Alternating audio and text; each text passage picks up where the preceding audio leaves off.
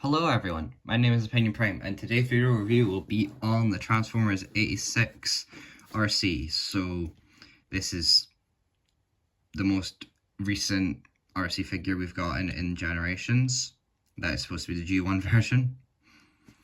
Actually, it's just the forget what I said. We'd have the Missing Link one coming out as well, but that doesn't really do what this is supposed to. So this figure is kind of a re-release and slight retool of the Thrilling 30s figure, which is now, oh god, it's like 11 years old, that figure. So, even though this is a partial of a 13-year-old figure, it still does, it's a good figure. I'll give it away right now. This Arcee is probably the best one you can get at the moment, except from like the Thrilling 30s, but this is more accurate, unless you're going with Chikara, but yeah. So she comes with one gun, which is about as accurate as I think you can really get. It is just the same gun that came with the Thrilling 30s, but she doesn't come with the sniper or the swords, which is kind of disappointing, but no whole lot you can really do about that. It has a nice, the pink's quite nice. It seems to be a lot more, seems to be a bit more like kind of vibrant on camera than it is like in person, but it's still nice color. It's a lot better than the Earthrise figure. I had that. I no longer have that.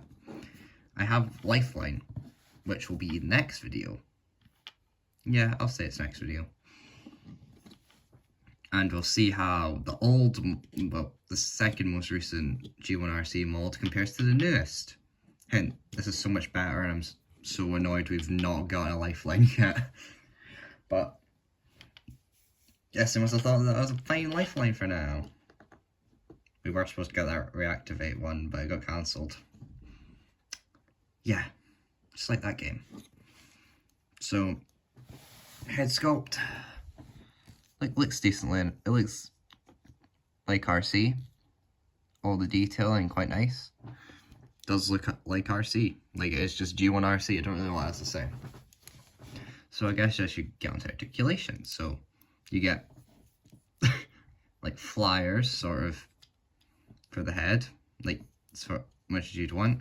You get 360 as well. You also get insane down, but also looks like that. So you get out a bit below 90, which is the sculpt being a pain. You get back that far, you get forward that far, you get bicep swivel, you get the deepest arm bend you would really want, you get a nice ab crunch, which is nice. And like if you wanted to look a bit better, you can kind of do like something like that.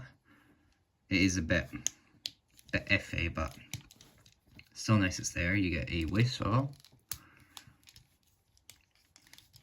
You get quite far out, but problem back is quite hampered by the kibble, which is an issue we might get to later.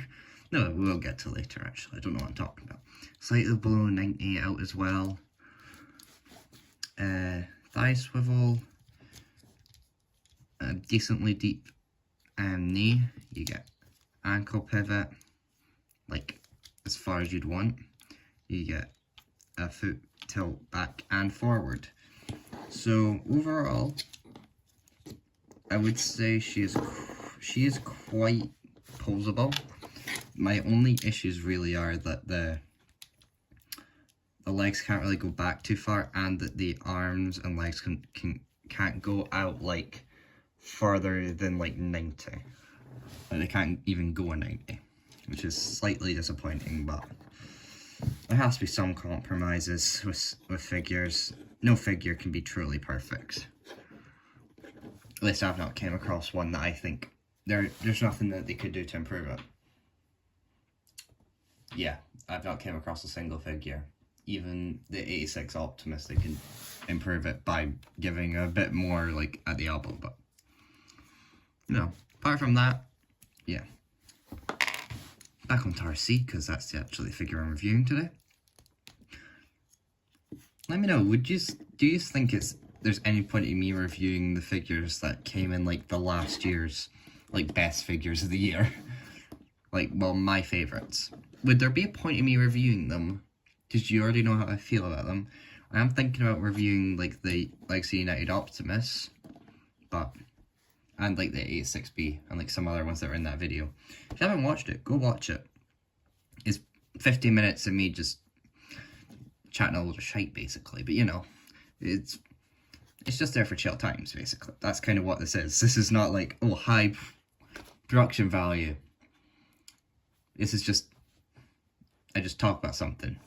Talk about a figure, a movie, a game, just whatever. Mainly just figures at the moment. But, you know, it's just here for a fun time. No scripted, except from that one replanted video, and then whatever else I put out that looks like it's scripted, it is probably scripted.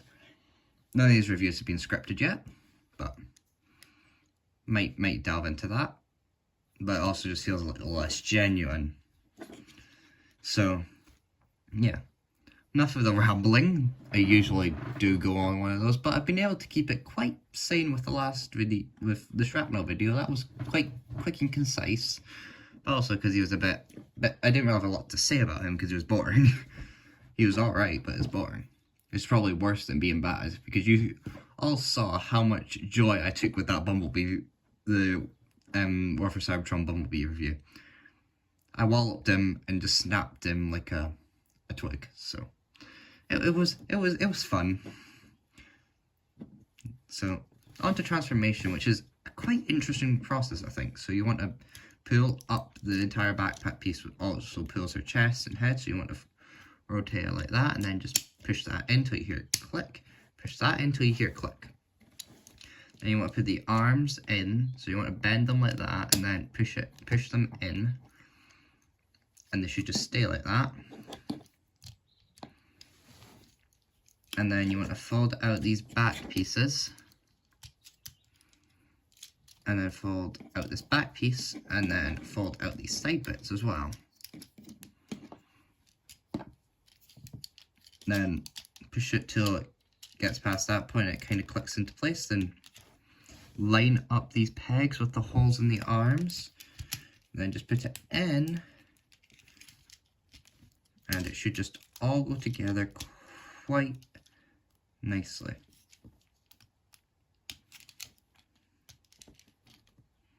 Should do at least. There we go. And then rotate the waist, fold the legs in, fold in the feet like that till they're like right next to each other, like that.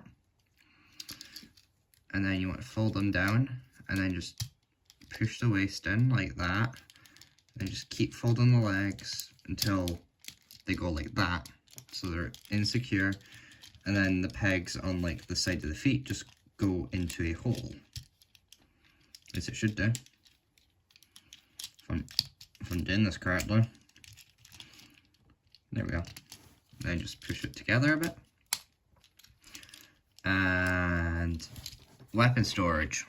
Not got to talk about this for a while.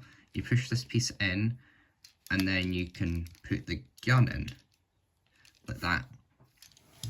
And there you have Arcee in her alt mode, which is an Arcee. It's Arcee's alt mode, 100%. And it's a lot better than that soap block that was the Earthrise.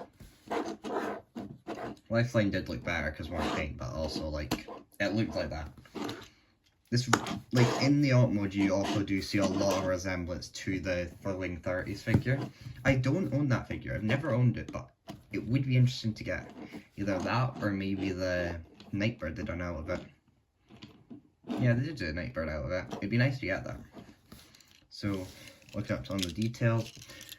Yep, it is neat that there's weapon storage, but also, like, it does also not, like, stay in, like, the greatest, but, ah, well. Wait, could I just, no, it's the wrong size peg. For some reason I thought it was the circle at the back, so it would just go into the screw hole, but nope, not that lucky. Oh my god. Come on, Arcee. Just cooperate, please. I just want this gun in there. I want to store... Fine, that's fine. So, it's a nice... It has, like... It's the right shape. The only issue is just these holes here. But I'd say that's a worthy sacrifice for an alt like this. So, final conclusions on this figure. It's a really nice figure. If you find it for retail, I'd say go for it. If you don't already have the thrilling 30s, that is though. If you have the thrilling 30s, I wouldn't say this is worth, like, upgrading to from what I've seen from photos. But, I might be wrong. So, my name's been Opinion Prime. Have a good rest of your day. Signing off.